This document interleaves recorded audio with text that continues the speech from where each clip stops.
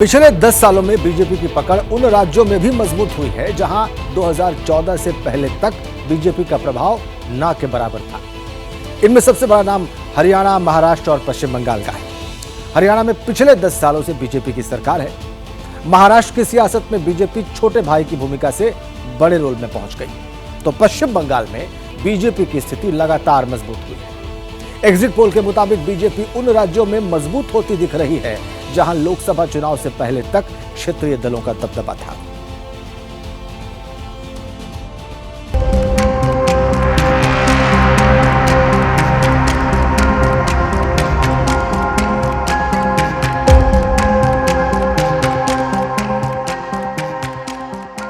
Exit poll के मुताबिक UP में समाजवादी पार्टी, बिहार में आरजेडी, तो दूसरे राज्यों के क्षेत्रीय दल भी बीजेपी के सामने कमजोर पड़ते दिख रहे हैं।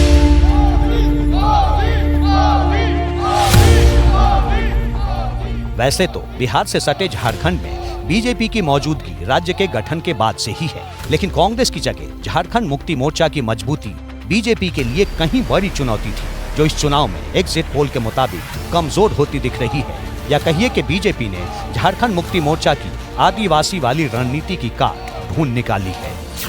एग्जिट पोल के नतीजों में एनडीए को झारखंड में 11 से 13 सीटें मिलती दिख रही हैं, जबकि कांग्रेस और जेएमएम का इंडिया गठबंधन 1 से 3 सीटों पर सिमटता दिख रहा है।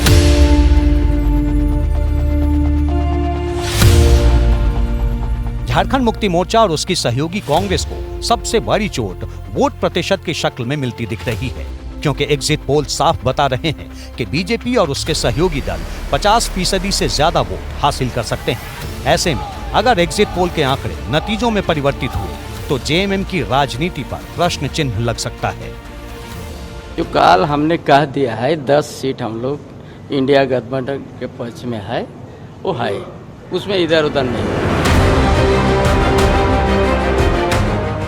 2011 के विधानसभा चुनाव में ममता बनर्जी की टीएमसी ने वामपंथी सरकार की सत्ता समाप्त कर सरकार का गठन किया। तब से लेकर अब तक ममता बनर्जी की पार्टी ही पश्चिम बंगाल की सबसे बड़ी सियासी ताकत बनी हुई है। लेकिन 2014 के लोकसभा चुनाव में बीजेपी की एंट्री ने टीएमसी की टेंशन बढ़ा दी। 2014 में बीजेपी को पश्चिम बंगाल में 2 सीटें मिली, तो 2019 में आंकड़ा बढ़कर 18 तक पहुंच गया, जबकि विधानसभा के अंदर बीजेपी की स्थिति मुख्य विपक्षी दल की है। अब एग्जिट पोल के आंकड़ों में बीजेपी 18 से बढ़कर 23 से 27 सीट, इंडिया गठबंधन 1 से 3 सीट, जबकि टीएमसी को 13 से 17 सीटें मिलती दिख रही हैं। साफ है कि पश्चिम बंगाल में बीजेपी की पकड़ मजबूत होती दिख रही है। कमोबेश यही तस्वीर ओडिशा में बनती नजर आ रही है, जहां लंबे वक्त से बीजेडी की सरकार है और बीजेपी सत्ता के लिए संघर्ष करती दिखाई देती है। सर्वे के मुताबिक ओडिशा में एनडीए 17 से 19 सीटें, इंडिया गठबंधन 0 से 2 सीटें, जबकि बीजेडी 1 से 3 सीटें जीत सकती है। यह इस बात का संकेत है कि बीजेपी अब उन क्षेत्रीय दलों की चुनौती भी ध्वस्त करने की स्थिति में है, जो अब तक अपने यहां बीजेपी के विजय रथ को रोकते रहे हैं। जरा महाराष्ट्र की स्थिति देखिए।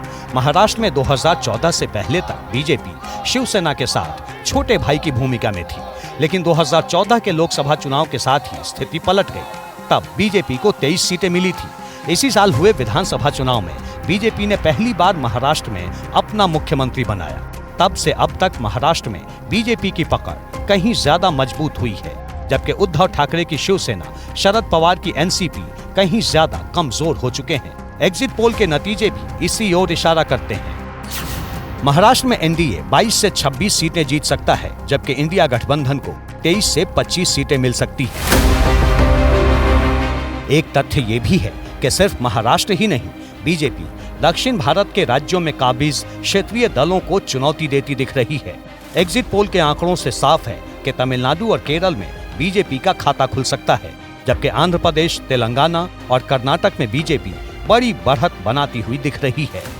जो रुझान है यदि वो नतीजों में बदलता है तो उसका सबसे बड़ा इम्पैक्ट देखने को मिलेगा साउथ के राज्यों में, वो तेलंगाना हो, तमिलनाडु हो, केरल हो, कर्नाटक हो। इन राज्यों में एक स्पष्टता आएगी कि जिन राज्यों में भारतीय जनता पार्टी को हिंदी पट्टी का राज्य माना जाता था, वहाँ की जनता में भी भारतीय जनता पार्टी की स्वीकार्यता बढ़ी है और वहाँ के जो स्थापित क्षेत्रीय दल है उनकी पकड़ कमजोर हुई है। उत्तर से लेकर दक्षिण भारत तक बीजेपी अखिल भारतीय पार्टी के तौर पर खुद को स्थापित करने की ओर कदम बढ़ा रही है। तो सवाल ये भी है कि क्या लोकसभा चुनाव में मोदी का चेहरा बड़ा फैक्टर साबित हो रहा है, या फिर चुनाव दिल्ली का है इसलिए क्षेत्रीय दलों की अपील मतदाताओं को रिझाने में नाकामयाब रही है।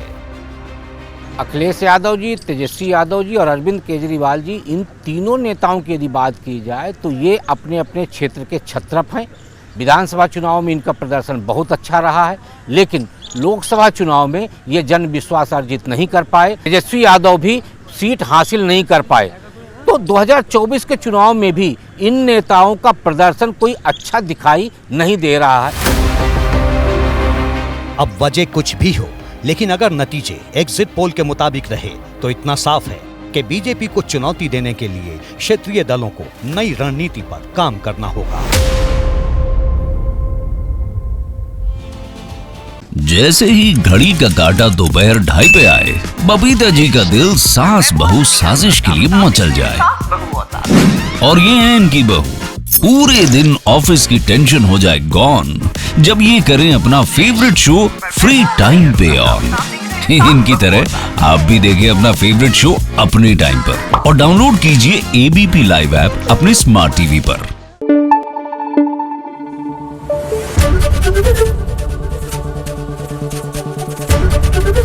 ABP न्यूज आपको रखे आगे।